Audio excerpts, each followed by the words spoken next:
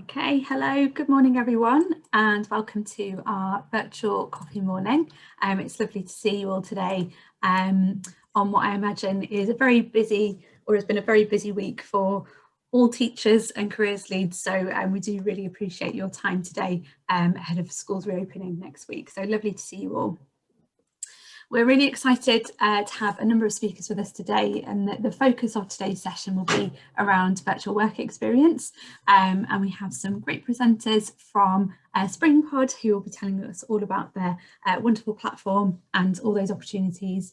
And we'll also be hearing from UCA and from Middlesex University London about their outreach offer. So good morning to everyone. So we'll just do some very quick just mentioned that very quick housekeeping, which everyone is really well versed in now, so yeah, doesn't really need saying, but please keep your microphones on mute while presenters are presenting. We really want you to contribute and it to be a nice open conversation with lots of chat going on, so do use the chat function and ask questions when we've got sort of time for Q&A as well. And we will be recording the session, so just to make you aware of that, and then we share the slides and the recording afterwards, and we pop it on our YouTube channel, so just to make you aware that that's where it will be going afterwards. But to get us started, and I think this is sort of a bit of a standing thing that we do now, we'll do a really quick poll just to get everyone thinking, and it's always great to hear your thoughts as teachers on what's a priority at the moment. So I'm going to launch the poll, which worked really well last time, so I hope we can do the same. So we've just got 3 questions for you to think about in terms of virtual work experience and how that can be embedded into schools returning, if things will continue to be online. So please do answer away with those questions, and we'll come back to those answers at the end and see what people are thinking. Okay, so I'm going to do a very brief overview of some work experience opportunities that we've come across at AccessHE. We will have a brilliant presentation from SpringPod coming up shortly, but just to sort of flag a few areas that we've come across that we hope will be really helpful to you. So with there being fewer opportunities to do work experience in person, we have collated a few different things. So for some subjects, we know that work experience is essential in terms of needing that to apply to a university. So things like medicine and veterinary science, you need that work experience in place. So here are a few of the ones that we've collated. So Future Learn offer some work experience in veterinary science, and give me just a second. And yes, so they offer sort of an online module in exploring the veterinary profession. So students can study this over 2 weeks, sort of independently, and it sort of advises that they will be studying for 3 hours a week. And it just gives students the insight into reality of a vet, of life as a vet, so that they can make an informed decision about studying that subject at higher education.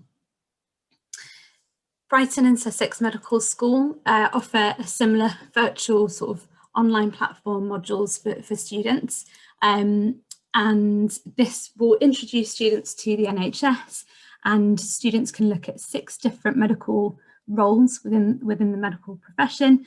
And what both this one and the Future Learn courses advise is that these are not designed to completely replace in-person work experience, but just to make sure students feel really well equipped to make a decision on sort of pursuing that subject further in that career. So the medical school sort of work experience is formed of quizzes and presentations and videos, and they advise it takes 7 to 9 hours to complete in total. The next one is the life skills offered by Barclays, which I'm sure lots of you are already really familiar with, but they have a lovely interactive offer which sort of walks the user through a digital agency, so that a day in the life of someone that works at a digital agency, and they offer scenarios where people can make a decision and sort of move around the office, as it were. So it's lovely and interactive and really visual. So that's a really nice one as well. Youth Employment UK have launched an offer as well, which is a sort of more recent one. This is aimed at 14 to 16-year-olds and post-16. And these form a sort of introduce students to lots of different careers. But the good thing about this is that it's very student-led, so they can progress through things at their own pace. But there are 2 great booklets that students can work through as well. So it's very, very self-led. IGD, who are a sort of food and grocery industry focused organisation, they are offering a work experience week on the 4th and the 28th of May. And this offers insight into lots of different professions that sort of link to the food industry. So they can focus on things like health and sustainability and technology. And they will be doing this over the course of a week. So Monday to Friday, and sessions from 10:30 to 12 o'clock. And students can sort of choose what masterclass they would like to do. So again, it's quite sort of self-led, and they can explore what's of interest to them. PwC also are offering a virtual Insight Week, which is happening from the 26th of July this year. Just to check the deadline for that. So the deadline to apply for that is the 14th of March. So that's not too far away. And this is for Year 12 and Year 13 students who are on track to get 96 UCAS points in whatever courses they are studying. And this sort of introduces students to the sort of range of careers that are offered at PwC. And then after the programme, they will be sort of contacted about any opportunities that PwC have coming up. So keep them updated with vacancies and give them tips and advice on their selection criteria. And then finally, we just thought it would be helpful to draw everyone's attention, which I'm sure everyone's very aware of. It's been National Careers Week this week, and it's the final day today.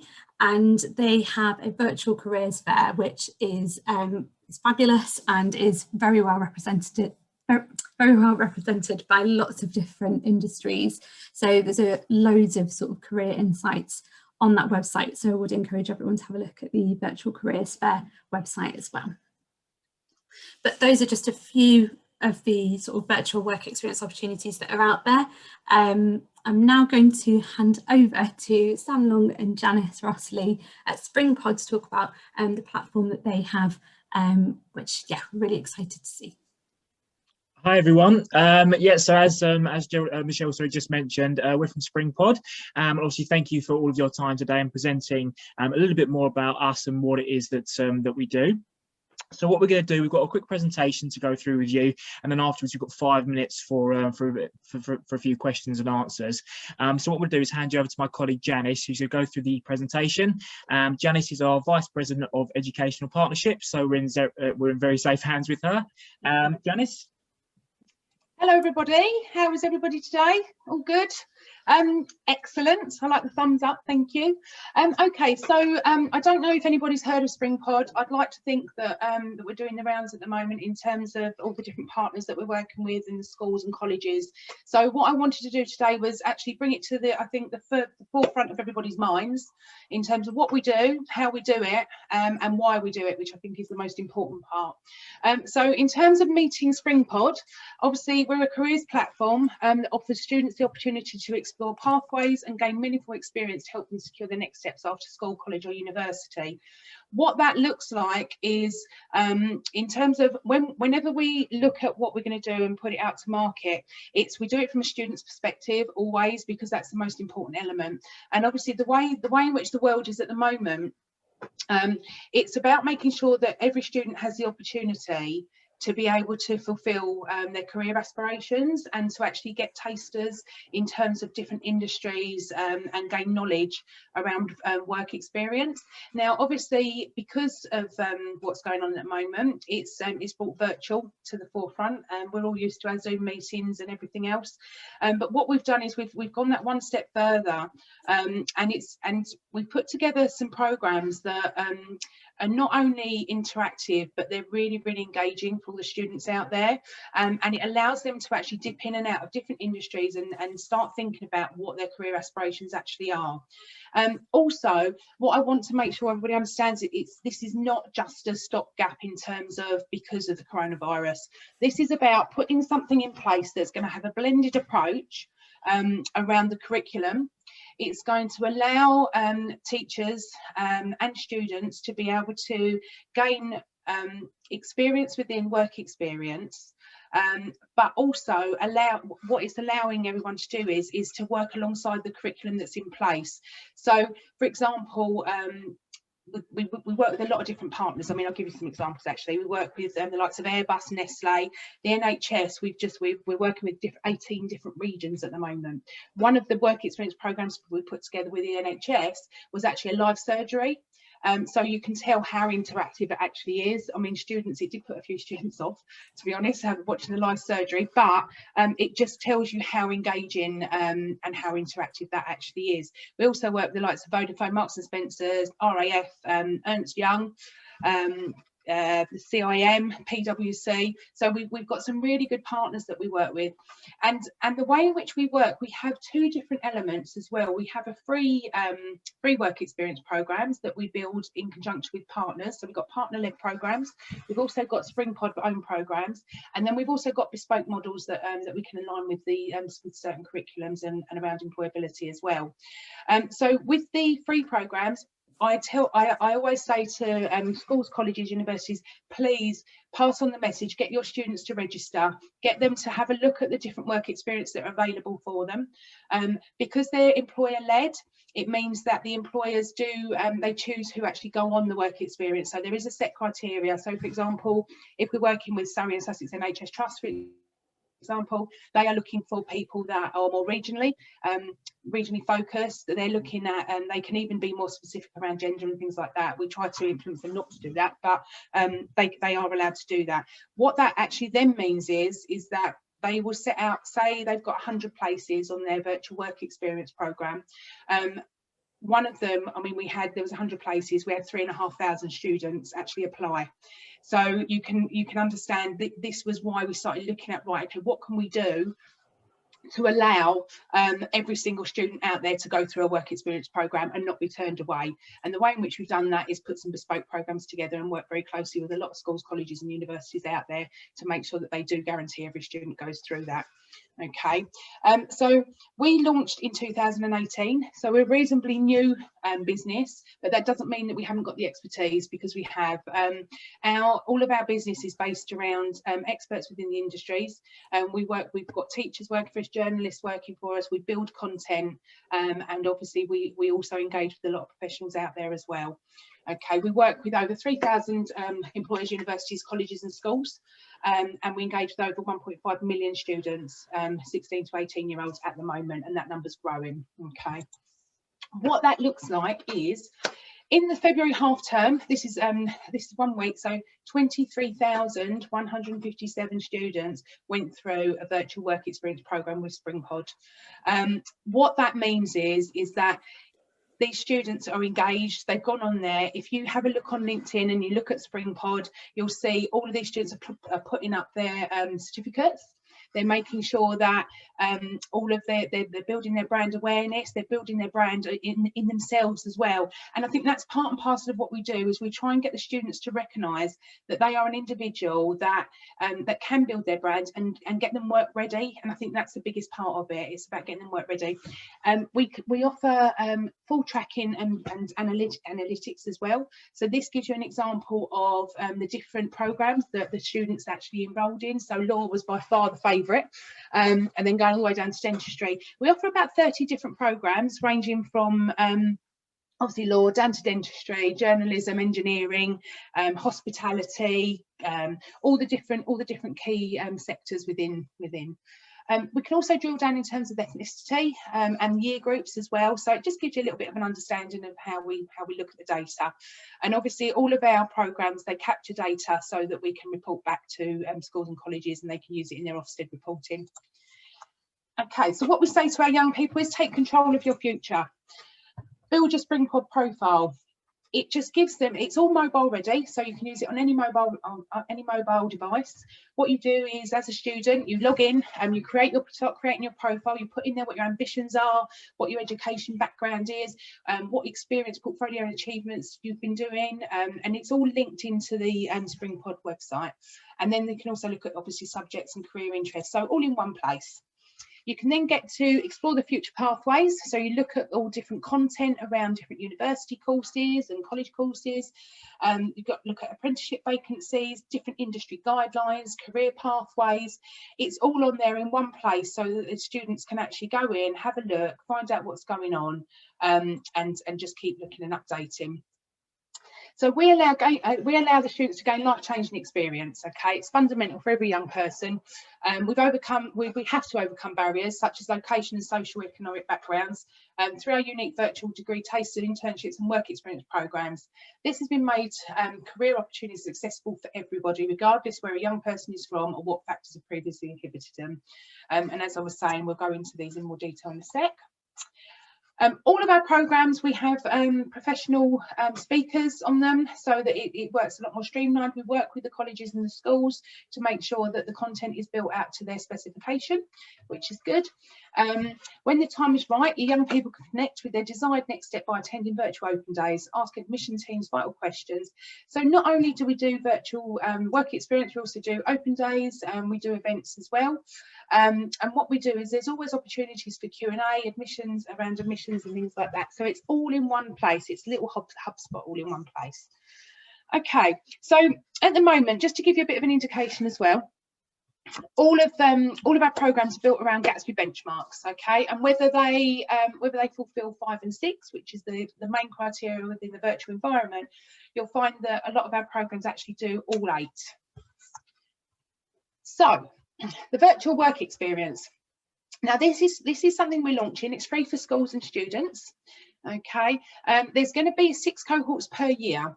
The numbers are limited for places availability, but because it's free, obviously we're going to be doing a 10-hour program on that. It will fulfill Gatsby 5 and 6.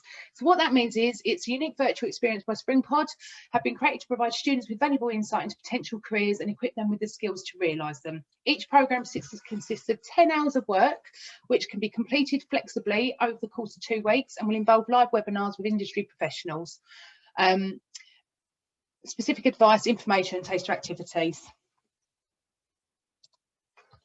We also do our bespoke FE virtual work experience programme. This is where we actually sit down, look at the curriculum with the leaders, look at where the blended approach is going to work, make sure that every single student within a college gets to actually partake in work experience. And it's about building an investment programme for the colleges that will take them over the next 3 to 5 years. We've got colleges that have signed up for 5 years. I don't know if anyone's seen anything in the news about the West London College Group who have teamed up with Team Heathrow.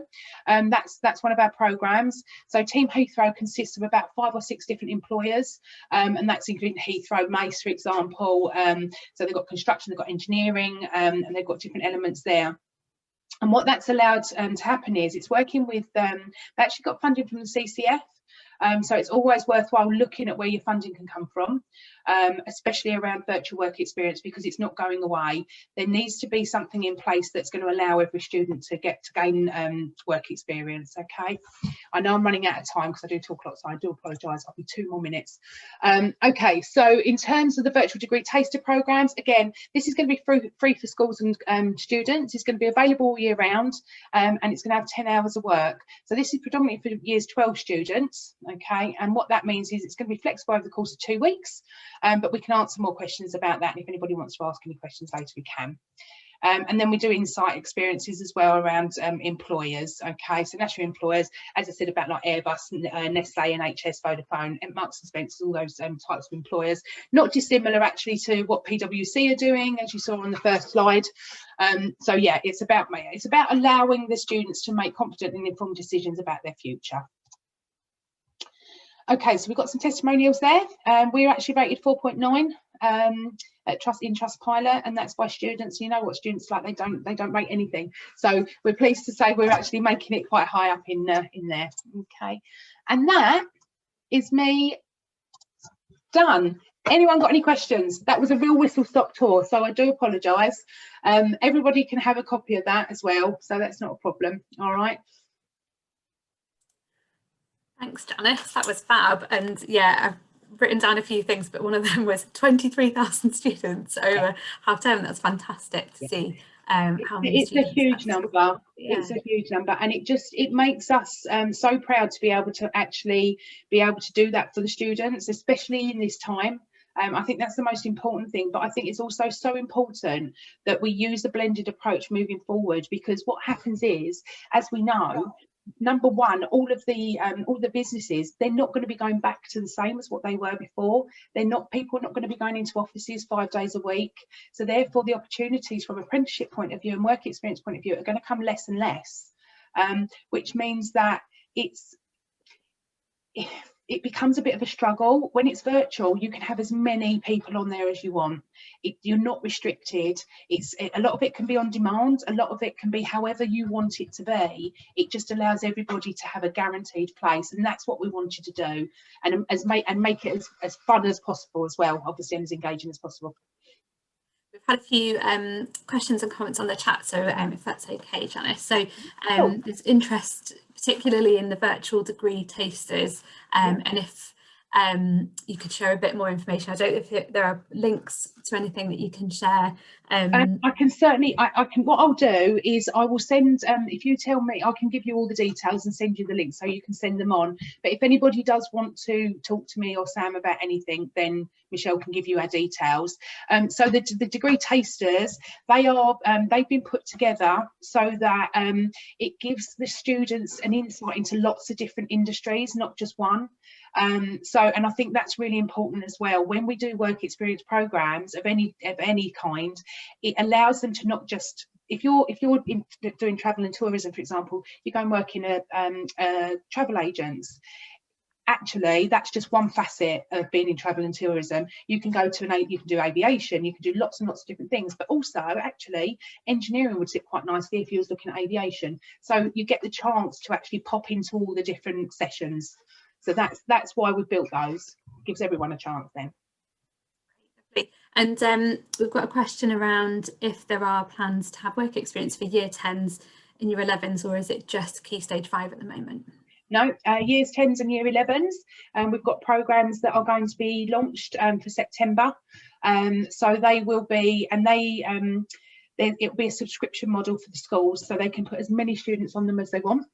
And it's for a very nominal fee. I mean, just to let you know, we're working with the Careers Enterprise Hubs at the moment, and I mean, we're engaged with over 40, well, all 40 of them, and we're working with the cornerstone employers, and that's what we're going to be launching firstly too, in terms of this whole programme for years 10 and 11s. Great. Yeah, there are just a couple of questions around costs and things as well. So yeah, it'd be helpful to know yeah, a bit about that, but we can pop your contact details in the chat, and we will obviously share those after this as well. Please do. Great. Lovely. Is there anywhere as well, I wondered, I know you mentioned that there's a real range of employers that you work with. Is there sort of a list that teachers can look at and see the range of employers? If you go onto the Springpod website and look at experiences, they'll have every single one of the different work experiences actually listed there. And as I said, they're free for students. They're all branded, so you can see the types of employers that we work with. And like I said, please encourage your students to apply for them, because they might get onto them. There are limited spaces, but they have to, obviously, it's a bit like they have to do a personal statement for some of them, but it's getting them ready to actually think about that next step as well.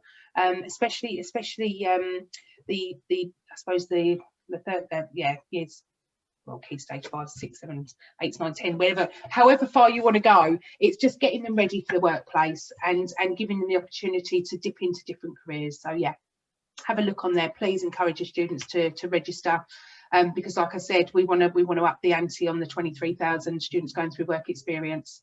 I mean, one of our colleges has just signed up 3,000 students to go through their programme, and we've had lots of great feedback from the programmes that were already built. And it's not just the big colleges either, or the schools, it's the smaller ones as well that are making sure that, say, 60 of their within childcare, they've got 60 on a course They put every single one of them through the childcare work experience, which is really difficult because it's very vocational, but we make it so that it is the blended approach. So that once they can get back out into the workplace, they do that, but they've also got the employability side of it and things like that involved. Great stuff. And a couple of other questions, if that's okay, Janice. So in terms of the degree tasters again, so do you get experience of studying for degrees for year 12, or is the programme aimed at those on degree courses? No, it's for people that aren't on degree courses. So it's for the kids, it's for the students that are looking at what they want to do for their future. So somebody that is at school that can't decide what actual degree they would like to do. So they get that's the degree tasters. That gives them the experience of looking at lots of different industries and different courses. Fab. And yeah, just another question around if schools will get, and you spoke about sort of the data that can be shared and the monitoring and that sort of thing. So do schools get an overview of those that have signed up as well? Absolutely. Yeah. We can't, obviously from a data protection point of view, we can't share data in terms of Joe blogs, but what we can do is we do an overview. So yes, schools will get all that information, and colleges would also get, or anybody that are registered for open data would get that information as well, obviously. And another question, Janice. Oh. Lots of questions for you, quick fire questions. So are you partnering with certain universities to do the degree tasters? And that's a question from yeah, we are currently partnering with about 70 universities. Okay, so obviously out the 120, we're working our way around.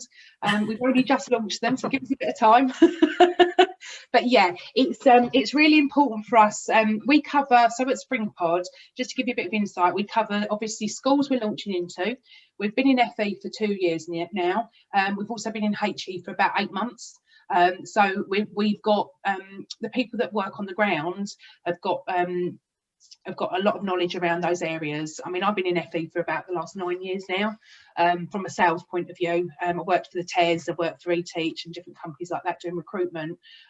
Whereas HE, you've got Al, who heads up the HE team. He worked at the Guardian within HE for about 10 years.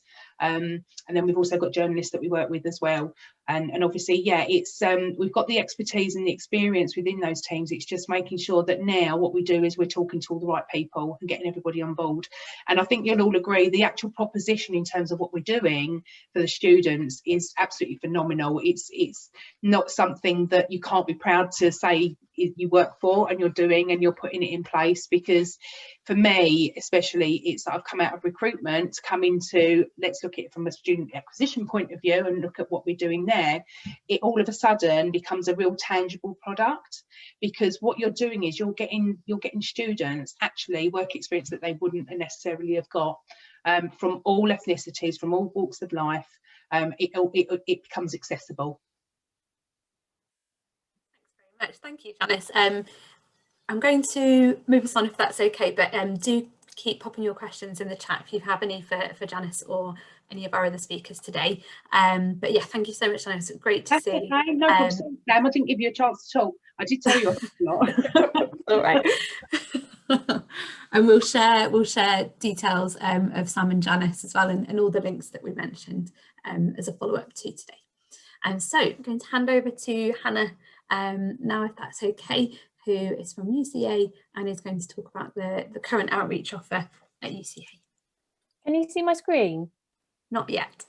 Okay, it's saying Yes. share fail, so bear with me. Typical, worked in the test run, always. We can see the screen now, Hannah. Amazing, thank you. You think we'd be used to this, wouldn't we, a year on? For those of you behind me, this is not, I'm from the University of Creative Arts. This is my 4-year-old daughter's work. This is not some of our students. I just thought I'd clarify that for everybody. So there we are. So welcome, my name is Hannah and I am the Outreach Manager at the University for Creative Arts. If you don't know, we have 4 sites based across Kent and Surrey. So I'm based at Farnham. And then we have Epsom, Canterbury and Rochester, but we also have courses that run out of Maidstone TV studios and also Hampton Court, which is our Royal College of Needlework programme there. So some of the students have worked on things like Kate Middleton's wedding dress in terms of the embroidery. So that's real hands-on experience in some amazing places. But I just wanted to reiterate before we started how important the creative careers are, because We have, I think, had a bit of a knocking with the media, if I'm quite honest, through the pandemic, and the conversations that we're having with students is that they do believe that there isn't jobs at the end of this, you know, of their courses, and they're lacking the motivation to continue. But, you know, here's some statistics to just let you know that, you know, 1 in 11 jobs are still in the creative economy, and that's not slowing down. It is the fastest growing economy in the UK, and it continues to grow year on year.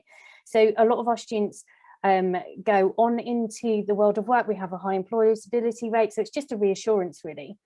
As with all outreach teams, our role is just to help raise the profile of creative subjects, think about the skills, what they need. A lot of them are transferable, and just provide them with additional opportunities that they may not get. We've unfortunately had to kind of cap our cultural and social capital opportunities this year because obviously COVID and fluidity, but we moved a lot of our programs online. So again, just helping students to have an informed decision about what they want to do. So for your students, there's lots of things that we can do. We can offer lots of presentations around creative careers. I noticed that in the poll, some of you want to look at HE pathways. So at the university, we also have a vast programme of FE programmes, which are extended diploma for 16 to 18-year-olds, as well as foundation degrees for students who aren't quite sure yet what they want to go on to. When we speak to a lot of students at our open days and at fairs and within schools, a lot of them say, I'm creative, I enjoy being creative, but I'm not entirely sure where I want to go with it. And these programs really do help students kind of hone down what they like doing, and what they're good at. We have a lot of students come onto the courses who then kind of decide halfway through, actually, I always thought I was going to be a fashion designer, but I really have enjoyed furniture design, and they completely changed their mind.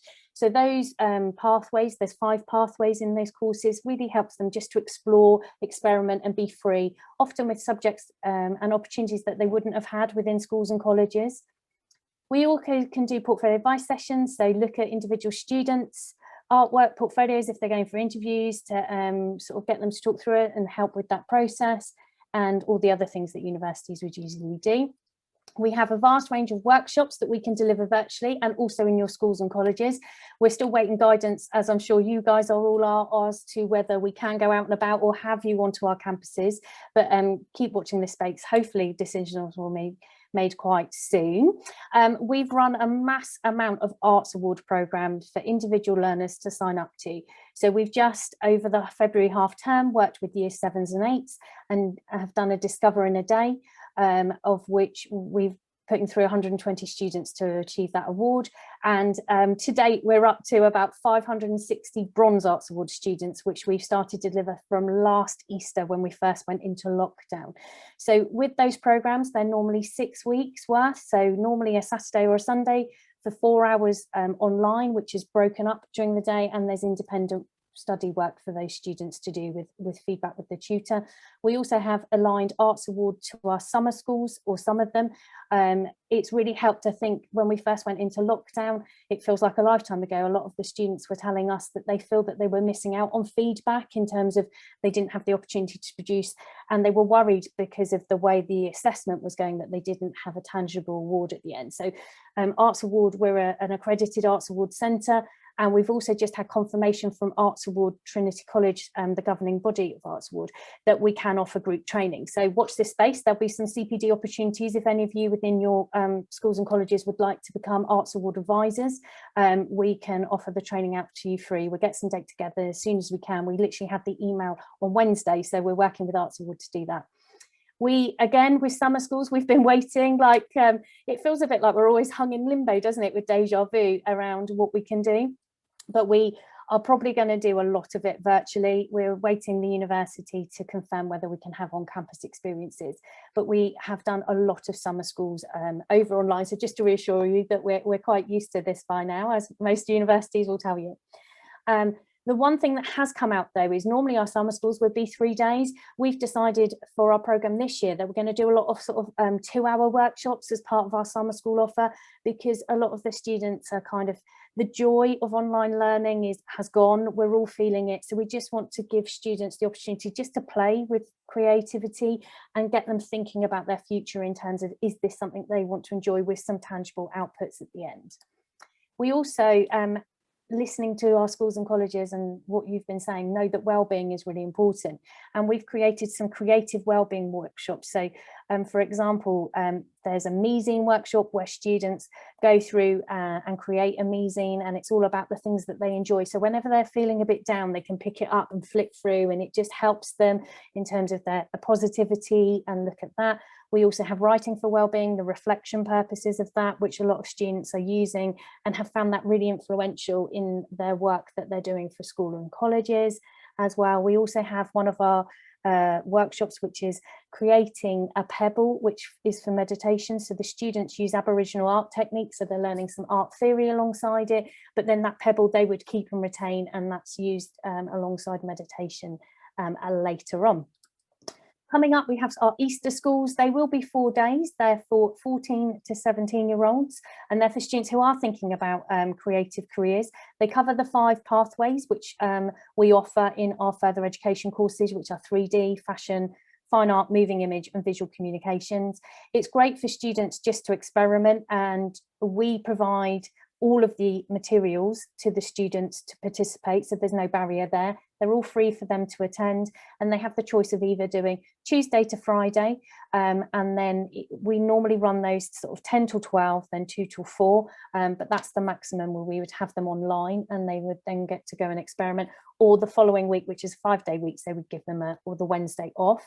Applications for any student that is interested is for the 19th of March at midday. Then moving on, we haven't forgotten about you guys.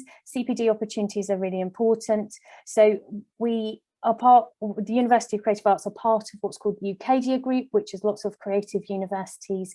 And annually we put together CPD opportunities, which get sent around to teachers around the UK. So this is just our offer at the moment, the first 2 as part of that commitment, but there will be a brochure which I'll be able to disseminate to you as soon as that has been collated with all the other universities' offers.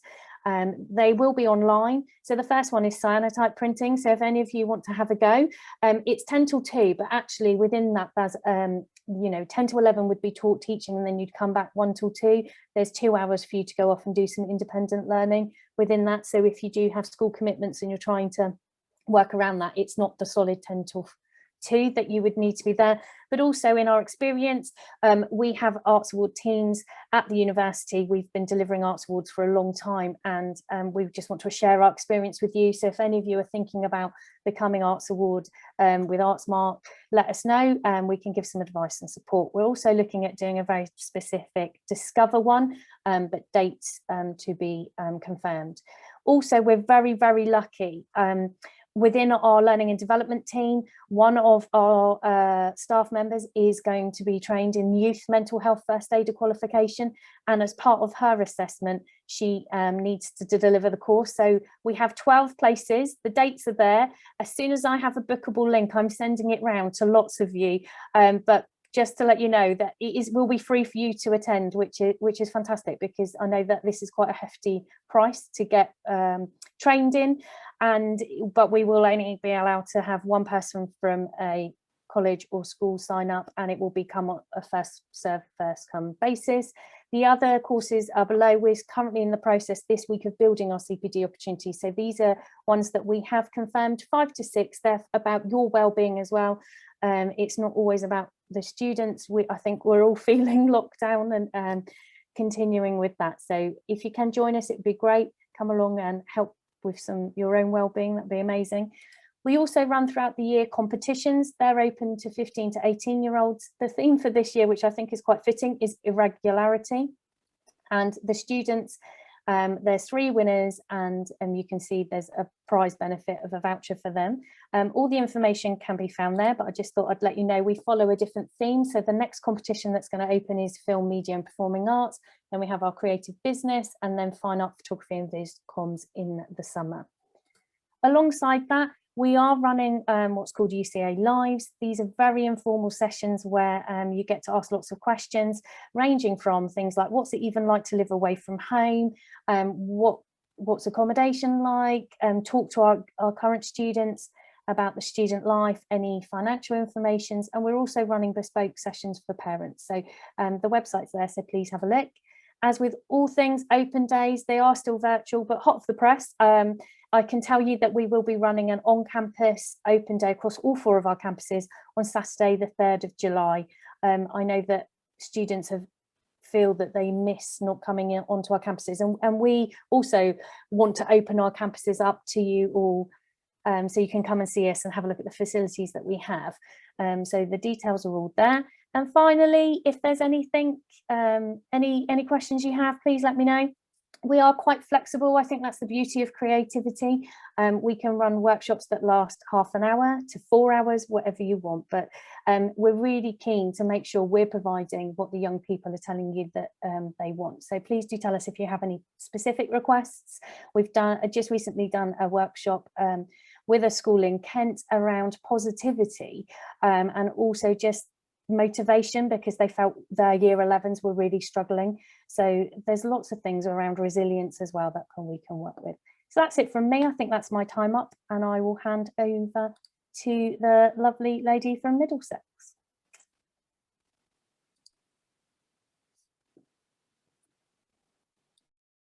Great, thank you. Should we just share straight away, or? Yes, please, Sophie. Sorry, thank you very much. We'll move over to yours now, Sophie. Thanks very much. Okay, just checking you can see that screen. Is that working for you? So yeah, hi everyone, I'm Sophie and I'm from Middlesex University, and we are based in London, so we're based in Hendon. Not a lot of people know where we are, but we're very close to Brent Cross, and we're about 25 minutes from the centre of London.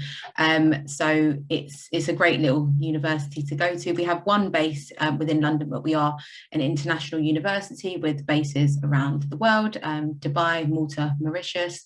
So yeah, we've got lots of students that attend Middlesex. So I just wanted to provide a bit of an update on the sorts of activity that we've got going on at Middlesex. And I actually can't believe that it has been a year since we've been working from home and been in this kind of virtual environment, but it's really, really interesting to see kind of how our offer has kind of adapted and been shaped over the last year, since we've come to these events previously and talked about what we were doing. So as most of you know, the role of someone in education liaison is to do outreach within schools and colleges and give presentations to students to support them on their journey to higher education, providing advice and guidance as well. So we've still been doing that, albeit virtually, but obviously we do hope that in the future we can go back into schools and colleges, but as long as you know, we get some government guidance and advice on you know, how that's going to work, we will aim to do that as well.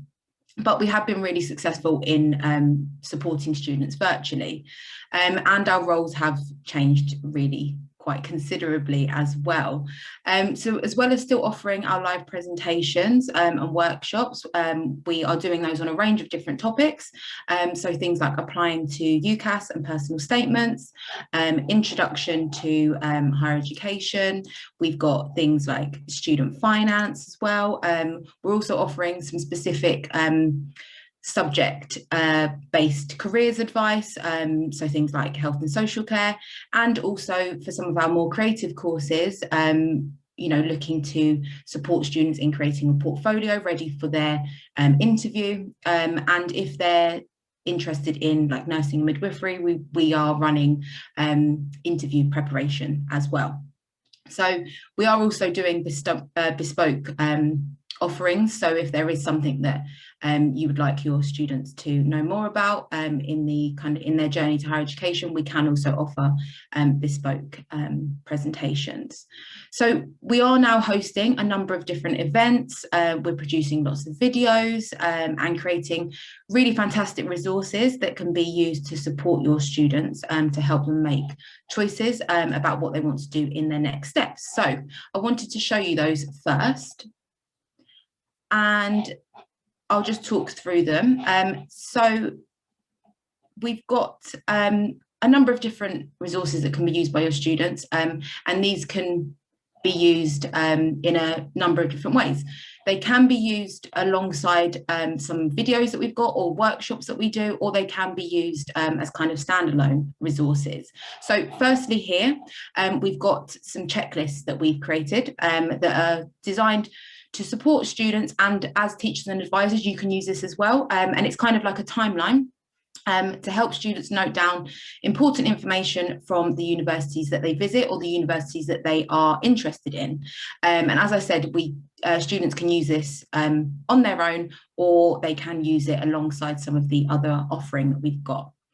Then the infographic that you can see in the middle of the screen, this is a more in-depth kind of timeline. All of these resources are interactive, so with the checklist they can write in those, so they can use those virtually, or they can print them off and write on them. And with this infographic, it is a little bit difficult to see on the screen, so apologies, but I will send this round after, or I can pop it in the chat. Each one of these stages has a number of different kind of activities or things that they can do attached to that. So it just kind of allows them to either take part in a workshop, watch a video, or use one of our resources to support them on that particular stage of their journey. And also on the right hand side, we've got a number of different workbooks that we've got available as well. So if you've got students who are interested in nursing and midwifery, then this workbook is really great because it gets them prepared for interview. We cover both panel interviews and multi-mini interviews. So whilst MDX offers kind of panel interview, other universities will offer MMIs as well. So we cover both just to get them prepared for whichever universities they are applying for. And then with personal statements, this is again can be used by anybody, but it is quite popular with those that might need a little bit of a nudge to kind of get their personal statement completed, or if they have kind of no idea where they're about to start or where they need to start with their personal statement. This is a really, really good book that they can use, and we found it to be quite beneficial for lots of students because it gives them a lot of information about how to start their personal statement. We separate it out into sections. There's some do's and don'ts in there, some useful phrases, some like starter phrases, and tips on what admissions teams are looking for as part of those particular sections. So as well as this, we've got our YouTube page, which has got lots of videos on there. Any workshops that we do go back on there so people can watch them back on demand. And as I said before, we've got lots of different 5-minute videos that can be used by students, and these can be used again standalone or to support them as part of a workshop. They wrap up everything that we say in a kind of 20 to 30-minute workshop, all in 5 minutes. So if students can't attend anything that we do, or you don't have time to have a university representative see you virtually, then these 5-minute videos are quite good as well. So we do have lots of upcoming activity as well. So as well as carrying on with our presentations that I'd mentioned before, we have got a new presentation that we can add, well, that we've added to our offering. It's called Maintaining Motivation, Keep Calm and Keep Studying. So this is really for this year's Year 13s.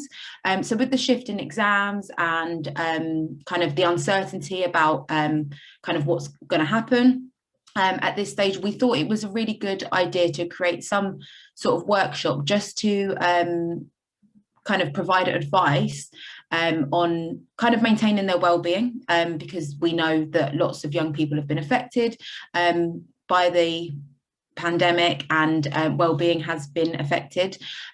So we've got this workshop. It covers lots of different wellbeing tips, but also providing them with advice and guidance on continuing their studies despite the uncertainty. And we've got quite good feedback on that so far. They're very, very short presentations. They're only about 20 minutes, but it's a nice little one to kind of add in if you want some more kind of information to support your young people's wellbeing.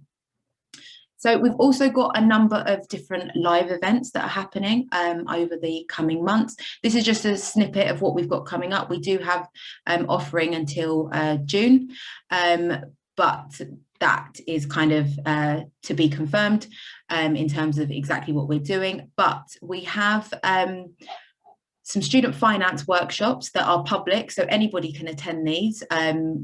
Students can just book in via our website, and I can again send you all of that information. And on the same day, we've got a careers workshop as well, because we know how important careers advice is during this time. And this is going to cover, you know, having a degree and then the skills that you can learn while you're at university to make sure that you are employable when you graduate university. And then the student finance workshop is just covering all of the new updated information about student finance for this year.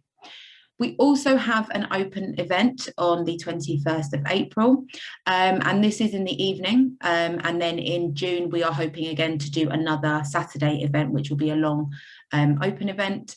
And the week after that, we've got a number of live subject series. So the live subject series are a really, really great week. We ran these before Christmas and at the start of January. They were really, really popular. It gives students a chance to kind of take a seat in our virtual lecture hall. And these are designed to give students a taster of university through topical subject sessions. And we will be covering a range of different areas. And then in May, we've got another kind of mini event for any students with a disability or learning difficulty, and anyone who's interested in learning a bit more about MDX's scholarships and bursaries. And I know I'm really, really short on time. This is the last little slide. So our pre-16 team also have some activity that we wanted to make you aware of. They are running a number of different workshops around study skills and revision for anyone under 16, and CVs and interviews as well, just to get them thinking about the sorts of careers they might want to go into. And as well as this, they have branched out into doing more events. So from the 17th of March until May the 19th, they have a life skills event, which are centered around well-being and money and work. So careers, well-being and money skills for young people. Again, all of this information can be found on our website, and I can share this as well. Then there is going to be an NHS Careers Event. So if there are any students interested in finding a bit more about what sort of career they can go into within the NHS, we'll be hosting an event on Thursday, so next Thursday, the 11th of March. And this event encourages Year 10s to Year 13s to find out more about the careers that are available to them. So there'll be doctors, there'll be nurses there, mental health professionals, paramedics, we've got speech therapists, social workers. There's a load of different professions that will be there, and students are able to kind of do a Q&A and quiz them about their job roles as well. So that's it from me. It's just a reminder about the upcoming open event. If students want to get involved, they can just go onto our website and sign up. Again, I can send all of the information over to you. And if you as a teacher and advisor want to keep up to date with all of the things that we're doing, we send out newsletters and emails quite regularly just to keep you up to date with everything that we're doing. And I can again pop that in the chat if anyone wants that information. You can just sign up and we'll keep you up to date.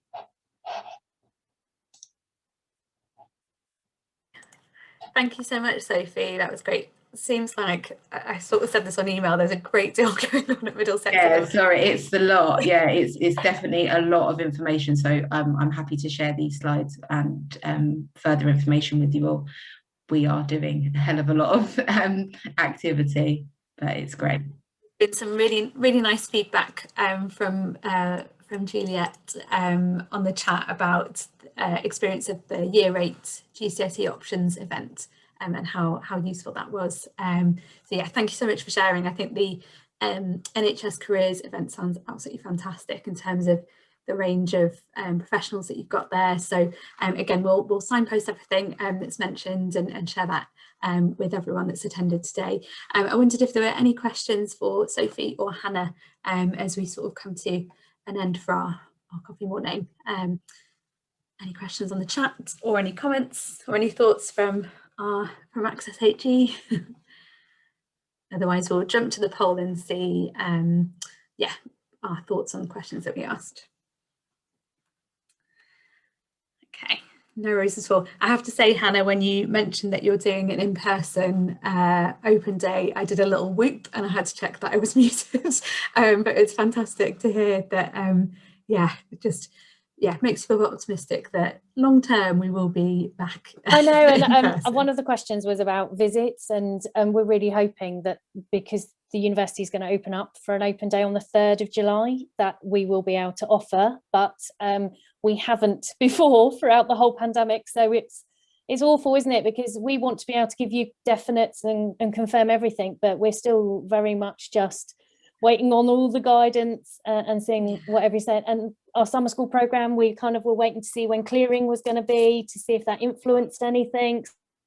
So I'm sorry, we can't give you more information at this time, but we will as soon as we can. I think, as I'm sure Sophie will agree, working really hard around everything and anything. But that's why, just, you know, if there's anything you want, just talk to us. You know, we're very flexible during this time. But I want to thank you all. I just think you all do an amazing job, and it really must have been a tough year. I know that I've got a 4-year-old at home and I cannot wait for Monday in the nicest possible way, I can imagine.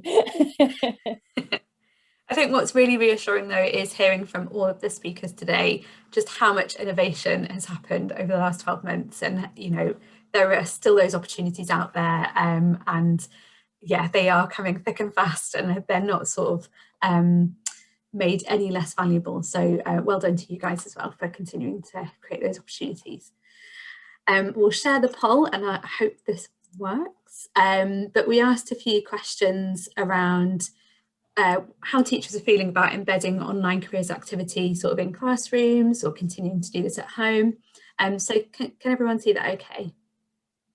The poll, yeah, great. So we asked, first of all, if teachers and careers leads were thinking about scheduling online careers activity in classrooms, and that will continue to happen by the looks of things, so that's great to see. A bit of a mixed picture in terms of if that will continue at home. I had a bit of a question for SpringPod after, actually related to this, about how you can encourage students to continue to embed this into sort of their time at home or with schools as well, but interesting to see a mixed picture there. And then we also asked the question about sort of thinking ahead to next week, what is going to be the most important activity and priority for online careers activity from next week, and a bit of a mixed picture. So transitions continue to be really important, which we've heard lots and lots, that piece around resilience and well-being. So it was great to hear from Middlesex and UCA, the different workshops that, you know, are out there to access, and sort of more general information, advice and guidance about higher education and further education. So really interesting to see. So yeah, I wanted to actually SpringPod, if you had any tips on sort of how schools can continue embedding the online opportunities in what you've talked about today. It was just something that I thought about as we were going through. Yes, so I mean, so what was it specifically you wanted to know, Michelle, about embedding the opportunities in the curriculum? Sorry. Yeah, sorry, it's put you on the spot a bit, but I think in terms of schools opening again next week, it's going to be interesting to see how schools continue to adapt to sort of a blended model. So are there any tips on how schools can embed that work experience time, and, you know, whether it's students doing it in their own time or in the school day? Or I mean, so what we've worked with a lot of schools and colleges and universities on is that actually they introduce the programme that we design into their careers lessons, for example. So whether that's just form time or they have like PSHE or anything like that at all, they can embed that as well. And what we've done alongside that is, obviously we appreciate colleges and schools are going back from next week. So what we've done is we've embedded the opportunity to do team tasks as part of the virtual work experience as well. So if you guys are all in a classroom, you can get together and work on a team activity. Obviously you've still got your independent login, but that's just making it really inclusive and sort of maximising the opportunities that you've got and the fact that you are all together. So it is really, really flexible in terms of how we can make that work for you guys in terms of no matter where you are, realistically. But yeah, obviously it's designed to be used pretty much anywhere and everywhere, which is really good and makes it really accessible for everyone. Thanks, Sam. Thank you. Well, I think that brings us to 11 o'clock. So thank you so much to our presenters today. Really interesting to hear what's going on and thinking ahead to next week. We wish you all the very best of luck with next week. We're thinking of you all and do stay in touch. And I will share another mammoth document after this in terms of all the links that we've talked about today. So thanks so much to all of our presenters, and have a lovely weekend and rest of the day. Thank you. Bye-bye. Thanks all. Good luck. Good luck with the tests. Thank you.